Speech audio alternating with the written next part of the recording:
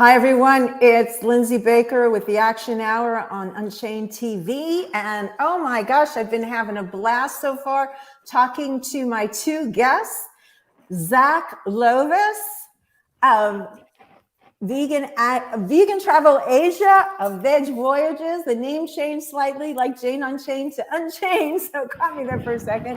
When we have Zac Lovas with us and Kuntal Joisher, who is a vegan mountaineer and two-time Everett summiter. But guess what, folks? He happened to do it vegan both times. Second time, completely vegan, whole outfit, everything. Welcome, gentlemen, to the show. We're so pleased to have you.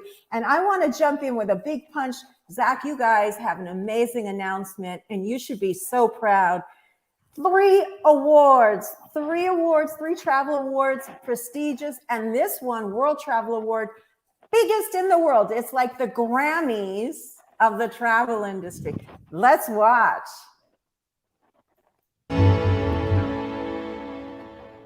The 2021 voting window has come to a close.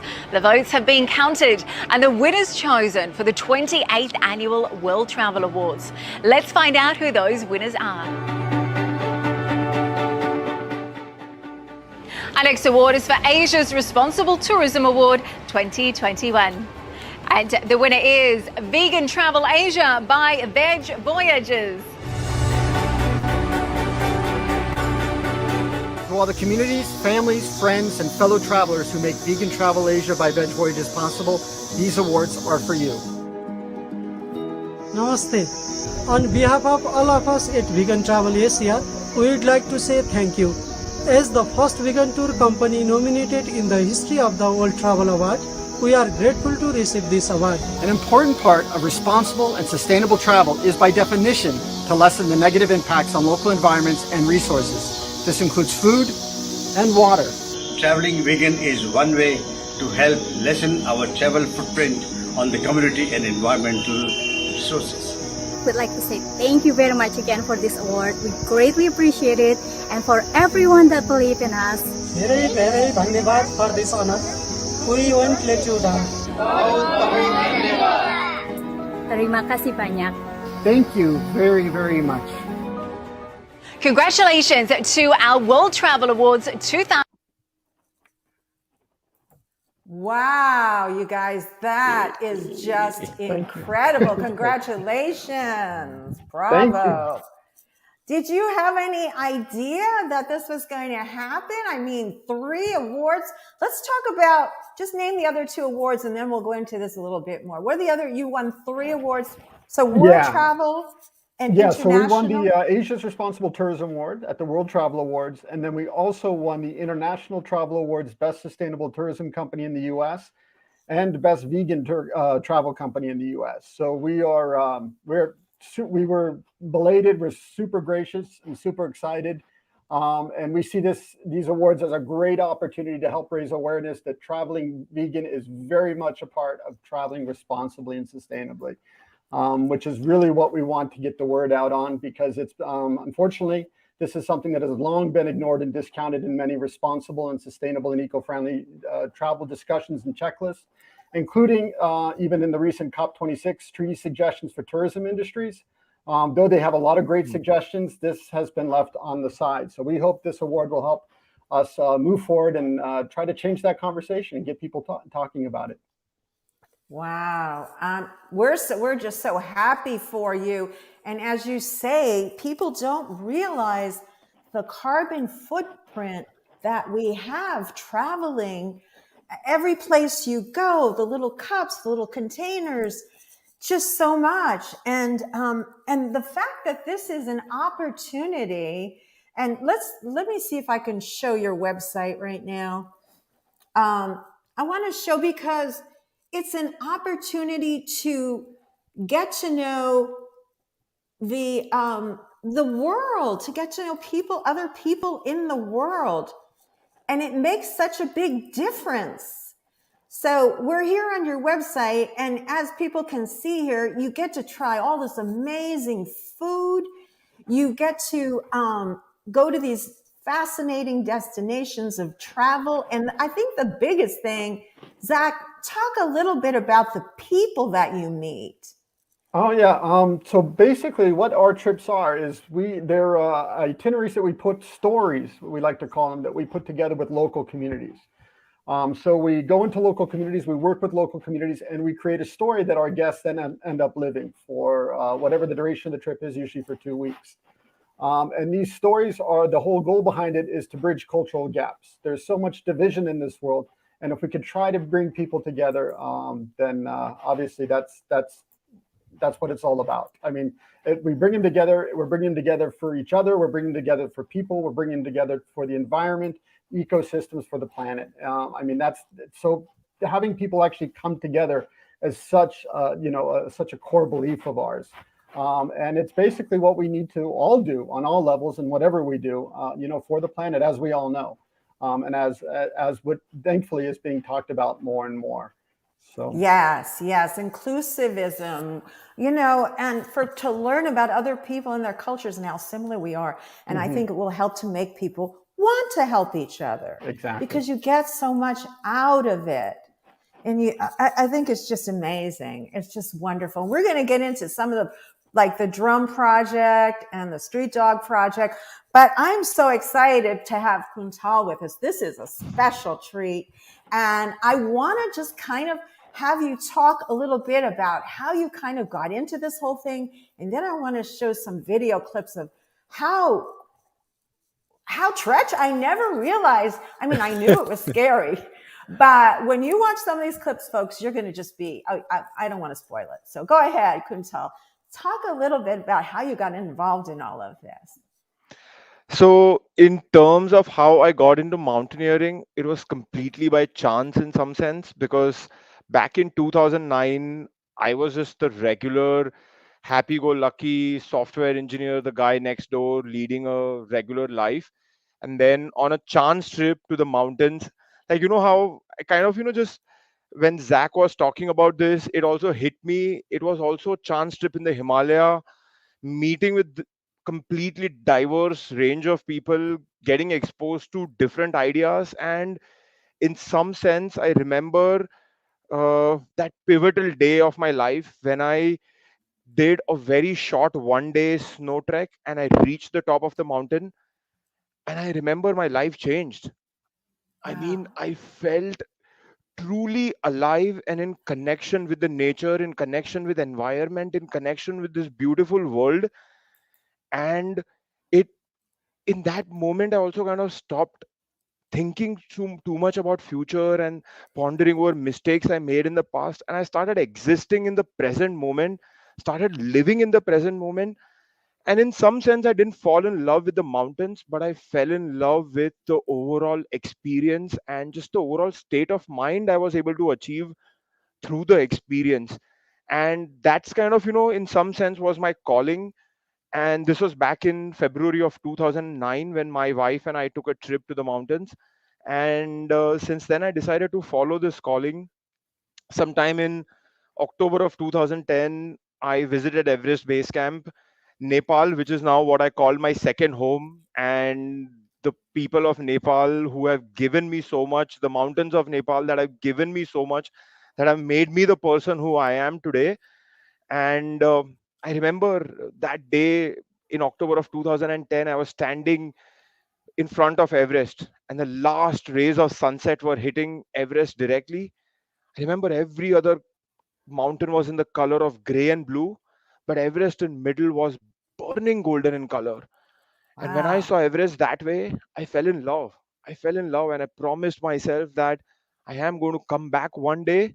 And if mountain willing, I will get to sit on the top and I will get to spend some time on the top. And yeah, that's the journey I went on. That's how it all started. Wow. Well, you certainly got to the top. Let's watch this clip. This is going, well, I'll let it explain. 14th trip to Mount Everest. I've only summited once, and I was lucky enough to get to the top just because usually my role isn't so much to be the lead guide out on front with people to get to the summit, because my role is quite huge. I have to take care of a lot of responsibilities throughout all the expedition. And when I got on the summit, I had only maybe about 5 minutes to get a couple of quick photos, and I had a radio call from one of my members at the South Summit who was running into problems with fatigue, no water, and hungry. And we spent 36 hours above the South Col getting him down to the South Col. We had no oxygen, we had no water, we had no food. Then he got violent partway through the rescue as far as punching at us, and was kicking at me with his crampons, so I had to take his crampons off and tie his feet together. Obviously a lack of oxygen was messing with him, so he was just getting a bit out of control. I'd been talking to Becky by satellite. All she kept saying was, don't be a Rob Hall. So in 1996 there was a big tragedy on Mount Everest. That Rob Hall was a friend of mine who disappeared on the mountain from rescuing one of his clients. Wow. And that just, that really struck me of, I never realized, like, every year there's at least 12 or 13 people that attempt and die. That's a lot of people a year. Oh my gosh. Yep. And just Tim, the person you saw was Tim. He was my expedition leader during the first attempt that I made on Mount Everest. And the situation that Tim got into, even I have gotten into a similar situation where in 2016, when I summited Everest for the first time, we had a climber with me, one of my dear friends from a state, which is like a city which is near Mumbai, where I live. And this climber, his feet had started kind of developing frostbite, and he had a decision to make. Either he went to the summit and lost all his fingers or all his toes, or he went down and saved his toes. Unfortunately, he took a call that summit was more important to him, and he climbed to the top. And then as kind of he started going down, we had to work with him, and we had to ensure that he was rescued and that he was helicoptered out. And then when he finally got back to the hospital, he had 4 fingers that had to be amputated, but luckily he was still alive, and he made it back down safely. And this happens every year. 12, 13 people die on the mountain. 10, 15 other people lose their fingers, toes. Some of them develop brain infections, lung infections, and this happens every single year. Everest is risky, and Everest is tough. Everest is super, super challenging in some sense. But wow, to do it vegan is just incredible. Superman. Let's watch another clip.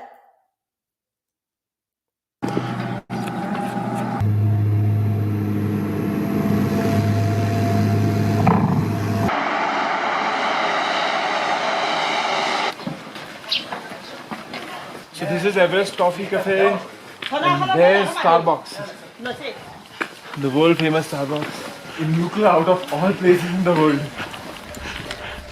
So you enjoyed the Nukla flight? It was. It was fun. It was fun, yeah.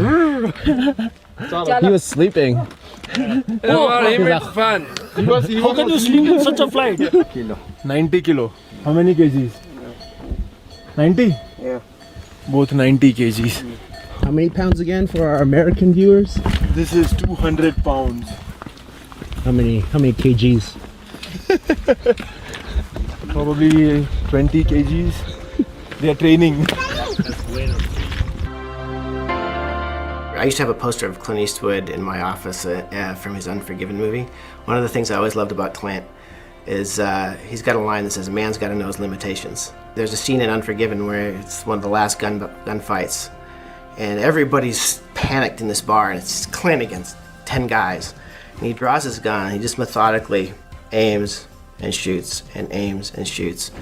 It's that calm in the face of chaos that you have to have, I think, to succeed through fear. Stay focused, get through it, execute your plan. If you have a good plan, you'll make your way through.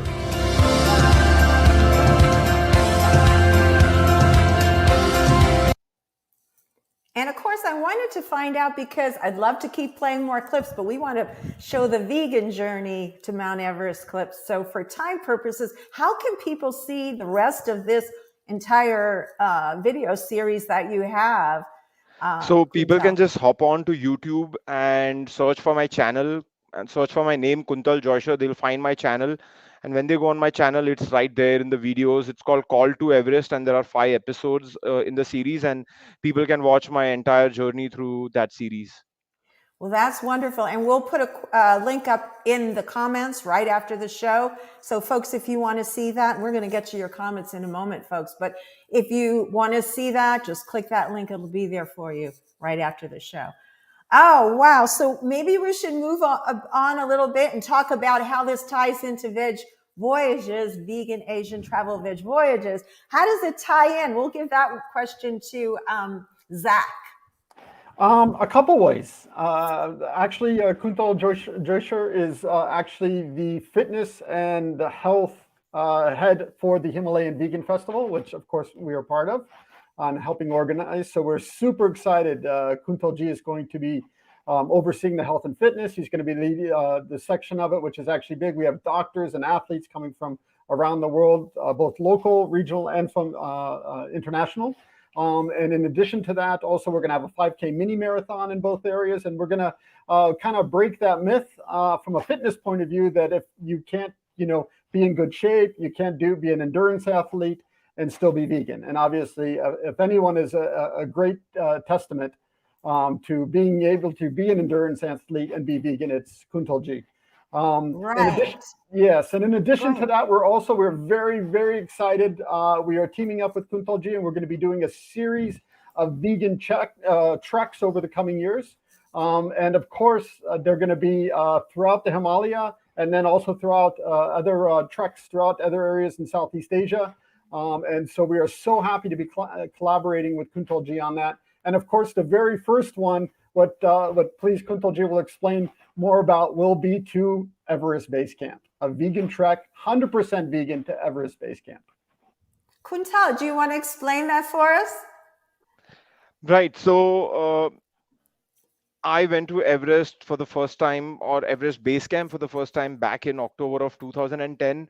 And believe me, in some sense, it changed my entire life. And one thing that I've been doing for the past few years is I've been introducing people to the mountains and introducing people to the people of mountains, or the culture of the mountains and the beauty of the mountains, in hopes that it inspires them to find their own Everest. It inspires them to find their own dreams, but it also inspires them to kind of go out into these remote regions, see how the life is there, do make connections through these stories that Zac has been talking about, see what their life is, talk to a Sherpa guide, maybe eat a meal with the Sherpa guide, understand what their family goes through for the entire year, and just at the same time also be in this magnificent Himalaya and just have an overall great time.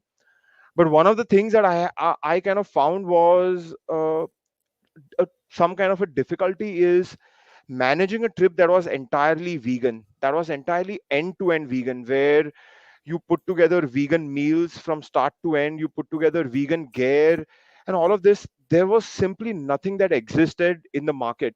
And so when Zac kind of proposed this idea that, hey, we should do a vegan EBC trek, I literally just jumped onto it, and I was super excited about it because it just makes so much sense.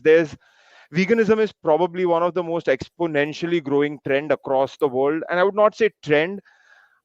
I think it's about time people, started becoming vegan and started doing good for the planet, for the animals, for their own health. So that's there. And with so much growing vegan population, it made sense to have a vegan trek where everything is taken care for them. They no longer have to think about how can I, what do I do about my food? What do I do about a sleeping bag? What do I do about my jacket? Will I get food at 5,000 meters, which is nutritious enough and will help me climb to the top of Kala Pathar, or do this EBC checklist or go to EBC? We have sorted all of that out for you. We have put together a trip that's going to help you achieve the dream of your life, to go to Everest Base Camp, have that great trip, and do it in a vegan fashion, and do it in a way where you truly connect with the people of the mountains. You eat vegan food, so you are also taking care of the environment in some sense, and hopefully also get involved with the community there. So that's pretty much how I kind of think about this trip. Zac, do you want to add something? No, that was perfect how you put it, Kuntalji. Thank you. Yeah. But in addition to that, actually, when we say 100% vegan, like Kuntalji said, we're actually going to we're going to be providing for the guests 100% vegan jackets for the cold, 100% vegan sleeping bags. We're going to be providing all that to them for the duration of this trip, and ones that we're actually going to be having made all completely locally, under Kuntalji's guidance and everything. So it's going to be 100% vegan on every single level. So we're super excited about that. And we would be more than happy to even provide pre-trip support where we would be happy to build them training plans. We'd be happy to build vegan nutrition plans. And I would, even there are items like your shoes or items like your thermal wear and a lot of these things that could potentially also have non-vegan items in them. So we'd be happy to even kind of suggest shopping lists or things like that so that people can come 100% in a vegan fashion and do this trip in 100% vegan fashion. And I did have one question. I do want to go on to the Himalayan Festival, which you're going to be part of as well. But my question, the first thing that came to my mind is, this sounds phenomenal, but what kind of shape do you have to be in to start? You know, like, and when you mentioned that you would send information ahead of time so they can start training, that sort of answers it, but could you elaborate a little bit more? Could just like the average person do it, or what would you say, Kuntal? I think very much any average person can do it, as long as they are kind of, happy to commit maybe 4 to 6 months of time training for the trip and getting ready for the trip. But all healthy average people can very much come on board the trip. On one of the first Everest base camp trips that I ran commercially, I had a 60-year-old vegan who had just reversed his type 2 diabetes using a vegan diet. And Wow. I trained him and I set up his nutrition, and he was very easily able to do the Everest base camp trip. So if he can do it, I can tell you that everyone on this planet can do this trip. Wow, that's a bold statement, but I'll take it. I love that. Everyone on this planet can do it. Well, we're going to talk more about the mountaineering side of it in a little while, because we're going to show your vegan Mount Everest climb. But right now, I'd like to talk about the Himalayan Festival. So I'm going to go ahead and play that.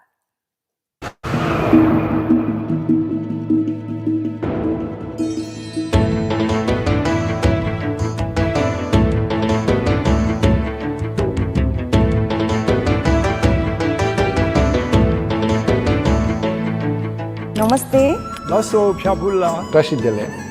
Namaste. Please listen. You want to hear some great news? Welcome to the Himalayan Vegan Festival, the first ever in the Himalayas. दक्षिण एसियाको सबैभन्दा ठुलो vegan महोत्सवमा यहाँहरू सबैलाई स्वागत छ. We are personally inviting you to join us on this journey. No matter your age, ethnicity, religion, and dietary preferences, everyone is welcome here to experience the Himalayan Festival, largest plant-based event ever in Nepal, in Bhutan, in the Himalayas. On top of the world.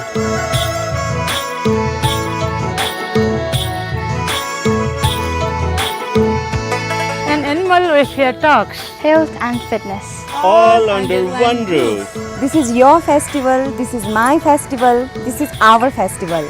All of ours.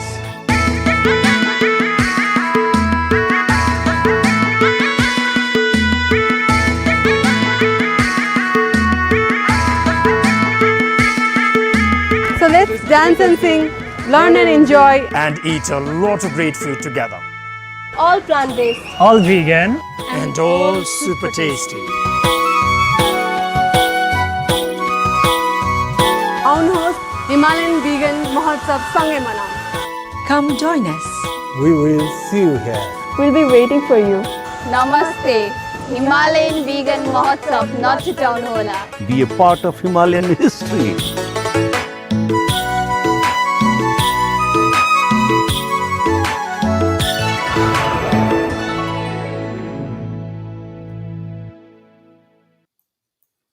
Am I going to sound super corny if I tell you guys that when I watched that, I got a tear in my eye?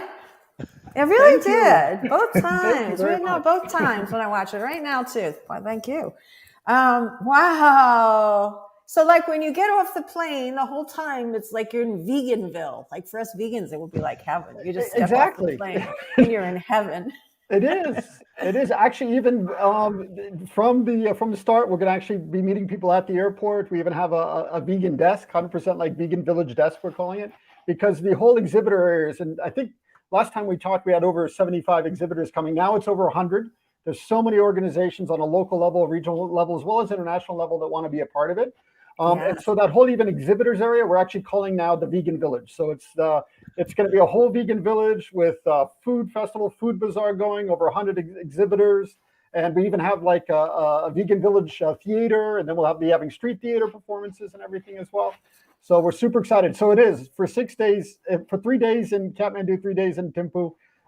It is all going to be like being in Veganville. And we even have free shuttles that will be bringing people to the event. So it's like basically we're working with the local government, and it's going to be these public buses that will be free buses that will be bringing people there, and they're even going to be called the Vegan Express. So each one. That's phenomenal. That's just phenomenal. I know. I'm not going to say anything. You know what I'm about to say. I am longing to come on this trip, and I'm going to do everything I can to do it. But I saw on this list here several of my colleagues here. Yes. Not Dr. Renee King-Sonen, who is Rowdy Girl Sanctuary, is on the list here. Dr. Silas Rao, another good friend. I love Dr. Silas Rao.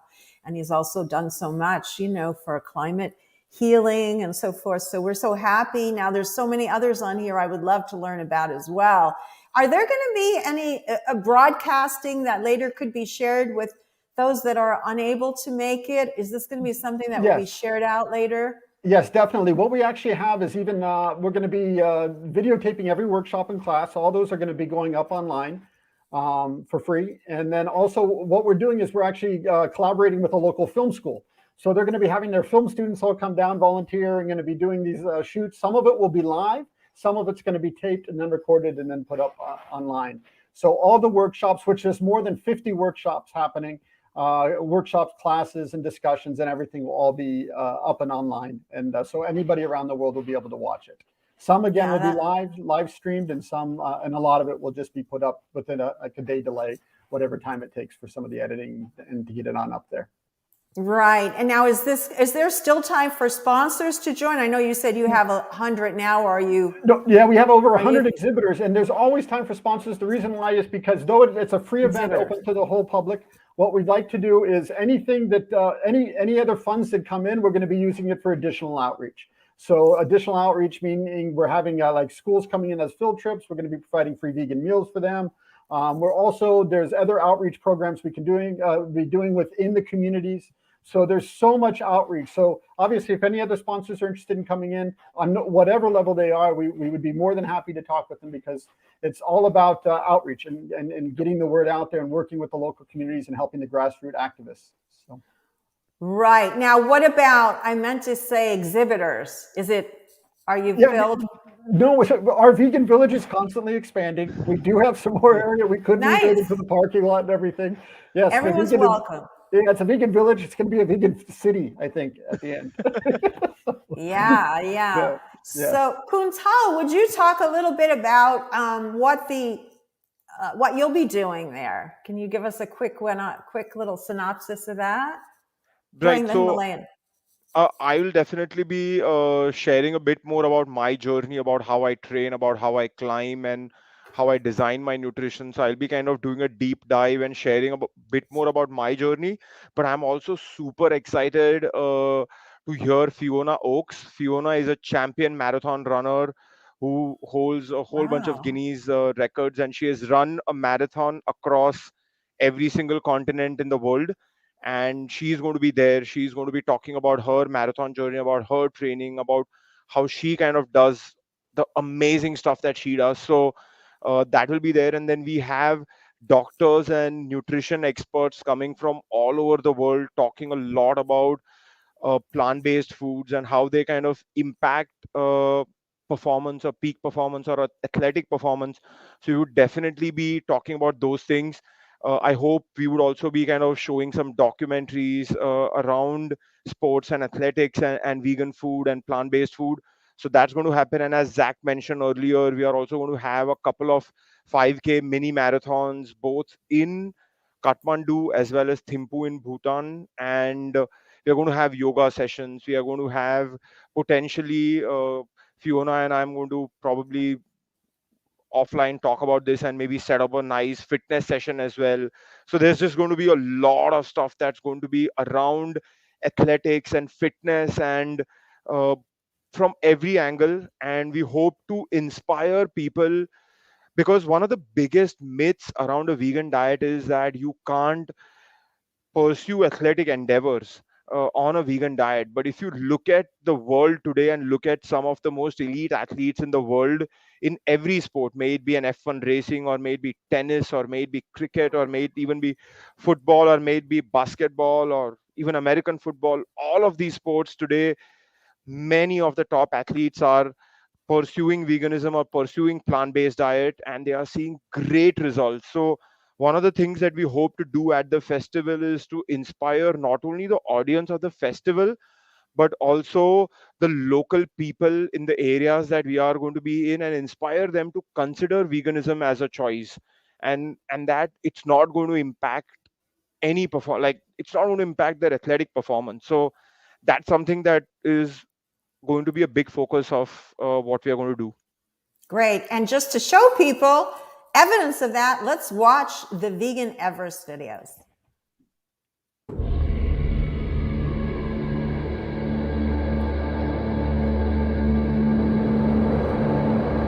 My name is Kuntal Joisher. I am a mountaineer. I am a vegan. And I want to climb Mount Everest in the purest way.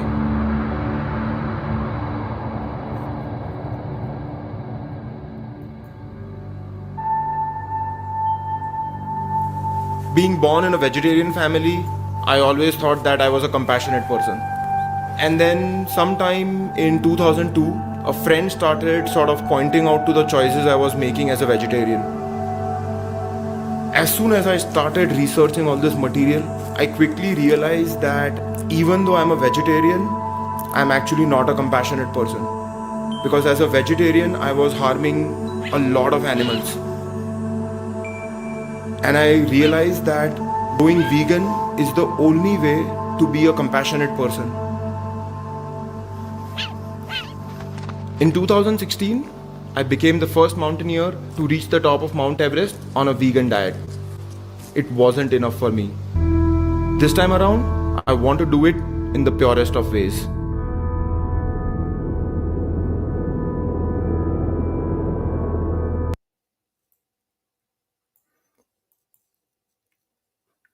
Wow, so that is just so remarkable.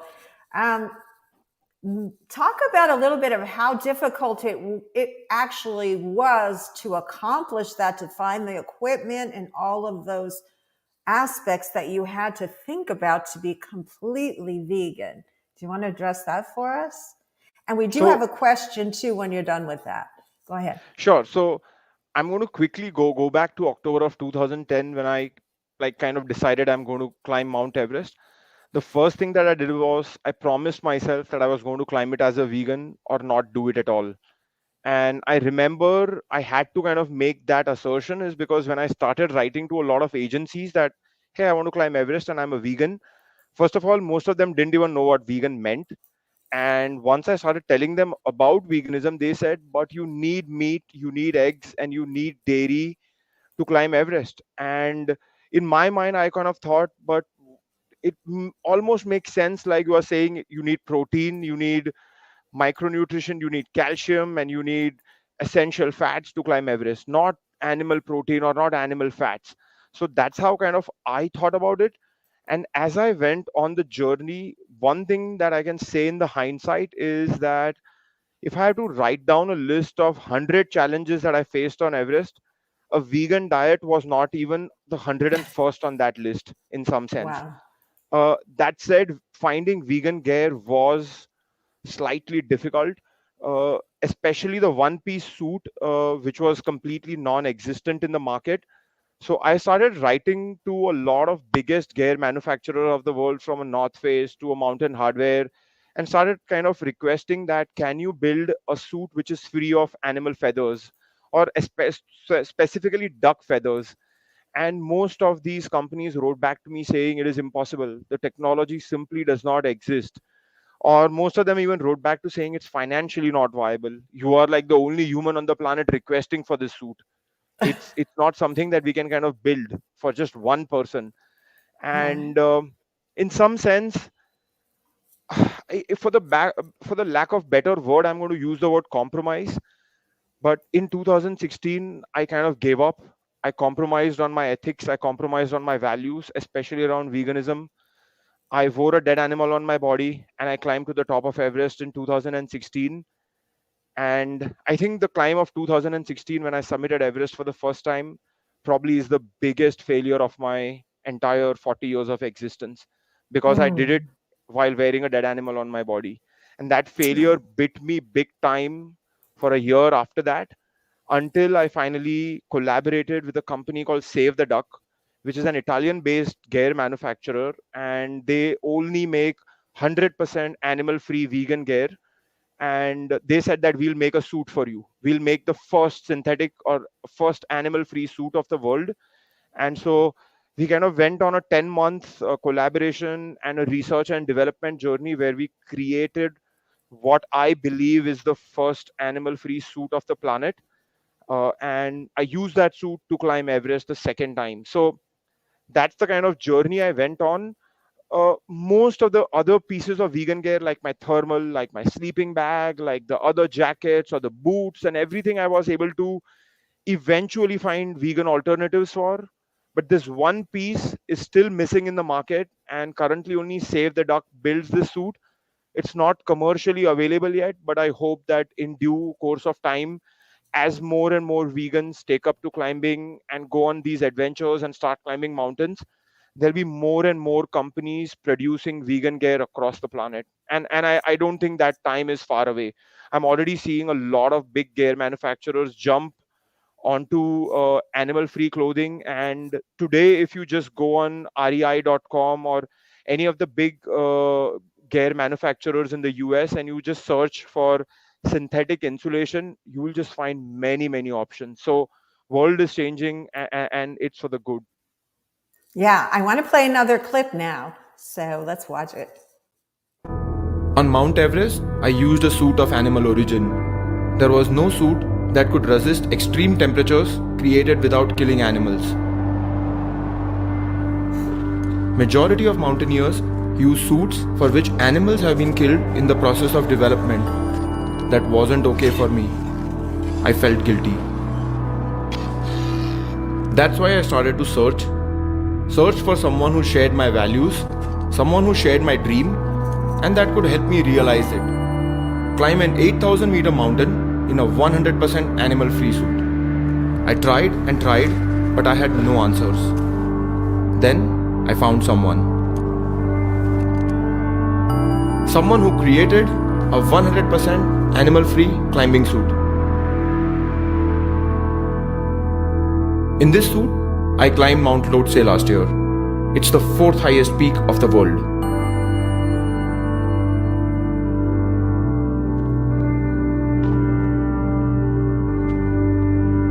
Mountaineering, sure, is a passion of mine, but I cannot compromise on my ethics. I cannot compromise on my values. At the end of the day, veganism is not about just eating some food, but it's a philosophy of life. It's a value system. It's my ethics. And if I'm going to compromise with my ethics, then who am I? I'm going to be a mountaineer, but I'm going to do it as a vegan or not do it at all.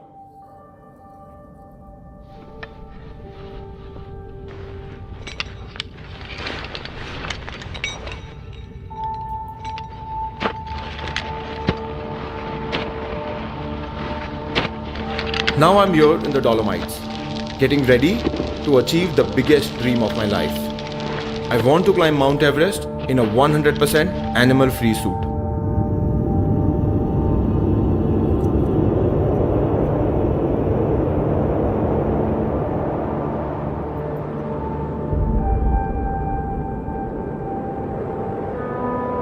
I'd always heard from a lot of mountaineers that paths are really rugged, steep, good technical climbing. But to me, mountains is a place where I just become one with myself. It may be Dolomites, it may be Mount Everest, or it may be the local mountains in Mumbai.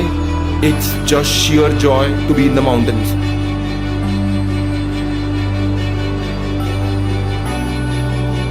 For me, just the chance of being in the mountains is a big privilege, and that's what life is for me.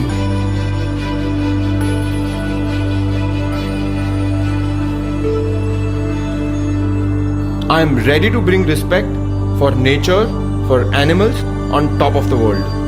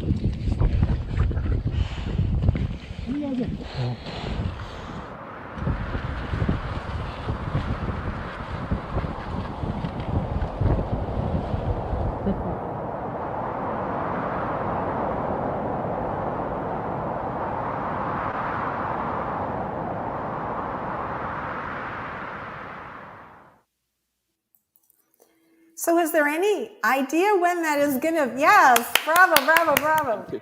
Thank you. Is there any idea when the clothing will be available so that the folks that start to go on these treks with you guys could have it for them? So they do have jackets and they do have other pieces of gear that is already available. And even as Zac and I mentioned that for the vegan EBC trip, we are going to have vegan sleeping bags. We are going to have vegan jackets that are going to work all the way at 19,000 feet. So you don't have to kind of worry about where you are going to find that from. So all of that will be taken care for. But people who want to climb to the top of Everest, they may potentially have to wait, or I am going to keep writing to Save the Duck that make this suit commercially available if it's just this one piece of equipment that you do, so that vegans across the world can go and climb Everest, or for that matter, all of these big mountains, and show to the world that it can be done, that no animals need to suffer or die for our dreams to come true. Right. And could that go further even into other like for people that ski and do other extreme sports that are using animal clothing? This could explode into a huge business. And all these new vegan businesses that are opening are so inspiring, and this sounds like one of them that could be amazing. So fingers crossed. And yes, kudos on that. Oh my gosh. Incredible. So where should we go next? Should we show the dance? I was just going to share the video of the dance. Let's do that.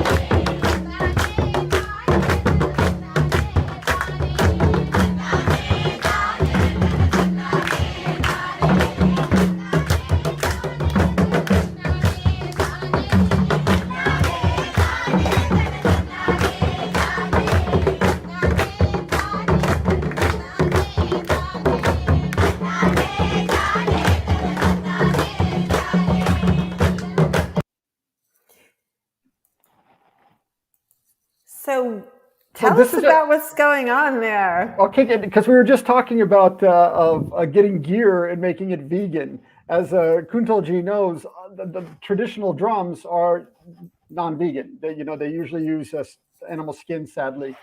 So what we've just done is working with there's a gentleman, Dr. Radharangan. Sorry if I mispronounced his name.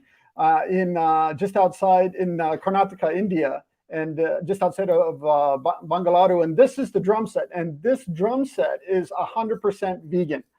So he just completed this set, and it's been delivered to the extraordinary group who you just saw there performing, the Theater Action Group. Now, the Theater Action Group is made up of the whole idea behind it is to do healing, psychological, bringing communities together, and also psychological healing, emotional healing from people that have had that have went through traumas. In this case, in Jaffna, Sri Lanka, 3 decades of civil war, but as well as other things, whatever it may have been. Obviously, now we're just coming out of the pandemic, and how that's affected people on an emotional, economical level, and they do this extraordinary healing theater workshops and programs, free to the communities and with communities, and they go out to the villages and they do these performances. This was a special program that they did when our guests came up there, and then we joined them out in one of the villages outside of Jaffna to participate and be a part of one of their programs. And they do just incredible work. But sadly, the drums, of course, are usually like all traditional drums are non-vegan. So we just had made and had sent this drum set right here to go there, and they're all 100% vegan drums. And they are not only are they incredibly sounding and 100% cruelty free, but they also can last longer, because being that they are made of synthetic material and not from animal skins and everything, they actually hold up. The wear and tear holds up a lot longer as well. So this is the first of quite a few drum sets that we're making. Another one that will also be going to the Theater Action Group, and then another one that will be going to a village street theater troupe in India, and then also one that will most likely be going later to Laos. So anyhow, we're just talking about how things are going in this direction, and so we wanted to share that, and these so now the Theater Action Group, when they're out there and they are doing their healing workshops, they will have these vegan drum sets that will be there. Yeah, going in the same direction. We want the same thing to happen. Yes. Yeah, we want this to become, I don't even know what the drums are made of. We bring them to the vegan protests and stuff. People are beating a drum. I wonder if it's a leather drum. Yeah, that's the thing. It's and especially traditional drums and a lot of instruments, they do use animal material, and but there is options.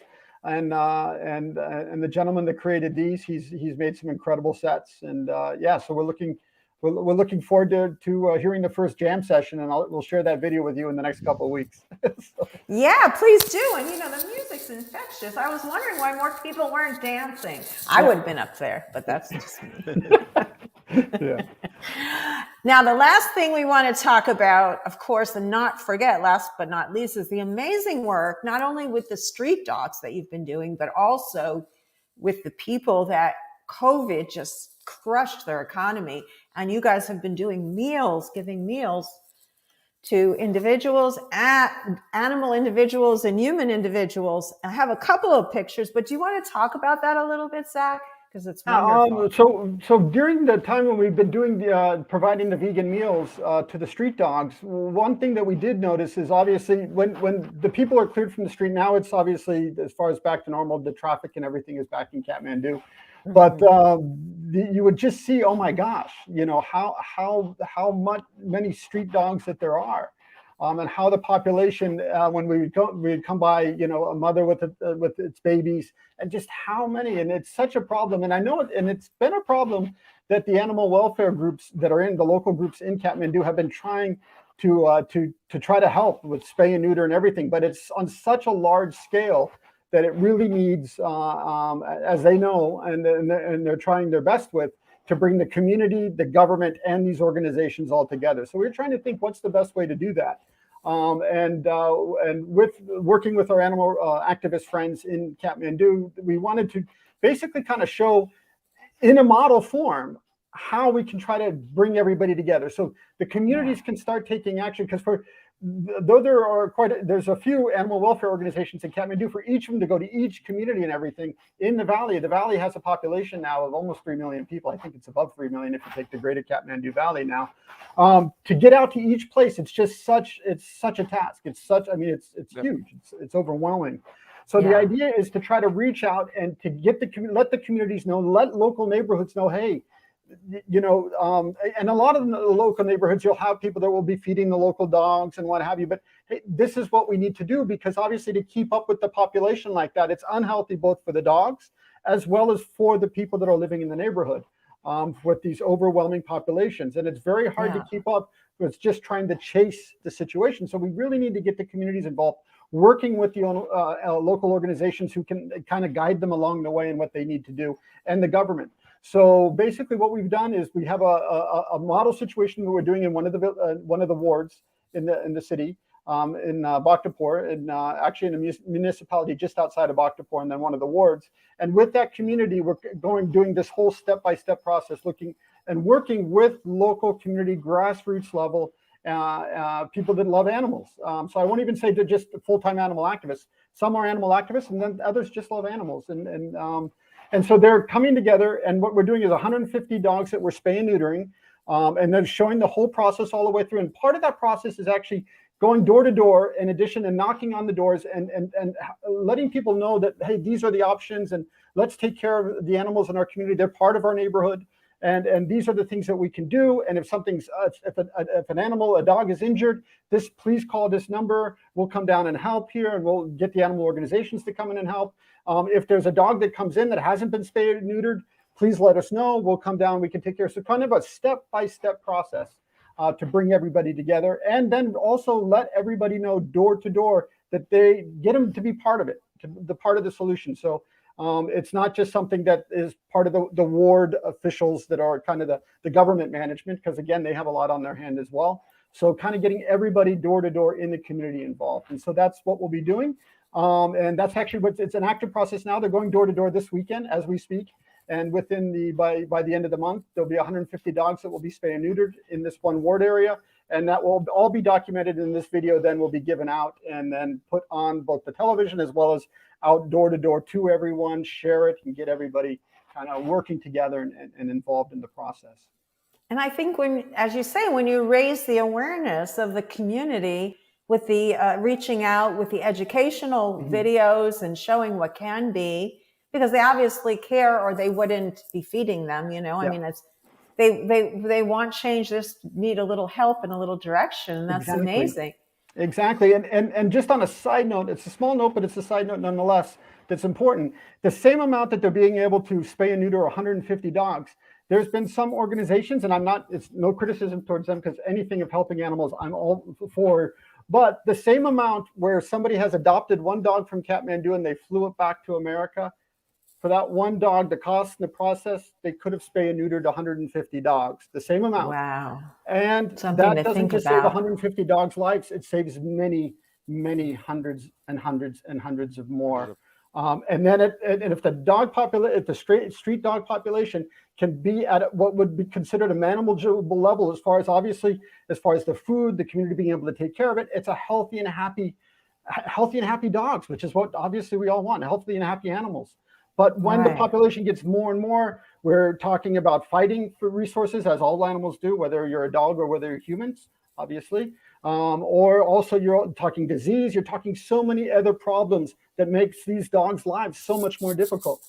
So it's another note in there that because some people are doing that, and it's one dog that can go there, but you can be helping 150, you could actually be helping hundreds and hundreds of dogs and helping these communities actually make a healthier and happier dog population in the communities. So yeah, that is an important point to point out to individuals that are meaning well and doing that. It's it could be and over time that would really solve the problem. If this goes on for a while and is maintained, there are solutions. We see, as vegan activists, we see so many things happening when it's like, how is this ever solvable? But lo and behold, we have such incredible minds. And as you have proven, Kuntal, amazing will, skill, gut, true grit, everything. We have that inside us. And as you have shown, you found your place to allow you to open up and allow you to have that. But I did want to bring in one more point because we're almost out of time. Can you just address the idea about it's the journey that you learned? I believe I heard that in what you were talking. Could you address that for us? Because I think it applies to all of us in every way. So, to kind of, summarize or to kind of talk about the journey bit, when I was standing on top of Everest, suddenly no transformation actually happened to me on when I was standing on top of Everest. Actually, when I was on top of Everest, I was miserable. I was suffering in some sense. I was cold. I was knackered. I was happy. Don't get me wrong. I was super happy. I'd finished the biggest dream of my life, but no changes really happened in me. Every single transformation or every single change in me happened as I went on this journey to get to the top of Mount Everest. And which is where I kind of say that journey is as important, if not more important than the destination itself. Yes, getting to the top is important. I wanted to climb Everest. I wanted to show to the world that a vegan can do it. Yes, that was very important to me. But if I didn't fall in love with the process, if I didn't fall in love with the journey, then I would have never made it to the top potentially. Uh, and I do also want to kind of highlight one point. This journey also allowed me to examine feelings of helplessness or feeling of hunger or feeling of fear of death and a lot of these things very closely. I missed a near death. I mean, in some sense, I missed death by a whisker of a second. And when you are kind of put in these situations, I would never wish this upon anyone else on this planet. And which is where, when I see billions of animals going through the same kind of suffering or feelings of helplessness or the death or the slaughter that happens of them, as a vegan, when I climbed Everest and I, did all these things, I did them by choice. To animals, we don't even give them the choice. Right. And for them, there's no prize at the end of the day as well. So to me, if through this entire journey, yes, I already connected with animals and the animal right cause way back in 2002. That's when I went vegan, when I was living in Los Angeles. But through the journey of Everest, I was also able to feel, maybe not to the level that animals feel, but to a certain extent feel, and animals feel that to much, much, much higher level. And so I can't wish this upon them. I can't see them this way. And this is also what kind of drives my journey. This is also what drives my endeavors. And I'm glad to have you and Zac and all you amazing people, or, all of us trying to do our bit for the animals. So Yes. kind of, just kind of wanted to share that. That was beautiful. And I also like the other thing you said quickly before we ran out of time about veganism. It's not a lifestyle. It's an ethical belief. It's a belief system. Mm-hmm. And if you don't have your ethics, you don't have anything. And that is so true. Yes, gentlemen. I did want to say we've gotten so many comments and we didn't get to all of them, but two of our people on our team, Kim Delgado, she mentioned Kuntal. I met with you and when you visited in LA years ago. And I think also Sarah Siegel gave you a shout out as well. Hi, Kuntal. Happy to see you on. So I wanted to say that. And then there was one question I did want to ask for a gentleman, but I think you answered it. He said something about ask Kuntal about the vegetation at the high altitude. So however you want to interpret that question. So I think around about 19 to 20,000 feet beyond that, there's simply no vegetation as such. It's mostly just snow, rock, and ice. But no vegetation does not mean there are no animals. I have actually seen a very small sparrow at 26,000 feet. Oh And my goodness. you can kind of imagine, like we are all struggling. Like I am so close to death when I'm at 26,000 feet, but then you see the sparrow just nicely fly in and, just feeding off some of the food that probably, we have left outside. And then, I'm like, wow, these guys are resilient. They are like, you kind of get inspired from animals also when you see something like this, and it's like amazing. There's life out there everywhere. Absolutely. Last question for Zac. Zac, would you wrap it up? Tell us what you want folks to know about your amazing organization. Go ahead. Okay, well, I want to give a shout out again to the Himalayan Vegan Festival. So yes, absolutely, folks. Yes, absolutely. So please, everyone, the HimalayanVeganFestival.org. And again, I know that to make it all the way to the other side of the world or what have you, I'm not asking that, but things will be up online and everything. So, and it will all be free. So please, everybody, do check it out. Well, just to elaborate on that just another minute, even though we ran out of time. So what is going to be available online? Are they going to be able to buy tickets to the festival to help? Oh, no, actually, even online. I mean, if they wanted to actually come over and join in the festival, that's the first choice. Yeah. Yeah, they can register online, and we have passes available that actually are inclusive of stuff. But if you don't want a pass that's inclusive of everything is already open and free to the general public. Those passes are just for people that want to kind of be on a individual sponsor level, and you get all your hotel accommodations, food, everything. But it is open and free for everyone. So all the workshops, everything is free. And at the actual festival, and the team is I want to kind of give a shout out to the team there in Nepal and Bhutan. They're doing a fantastic job. And working really, really hard 7 days a week and everything to make this event an impactful, result-oriented outreach event in Kathmandu and in Thimphu, Bhutan. So, I've heard of no other like it. I certainly have heard of no other like it. I have to say that.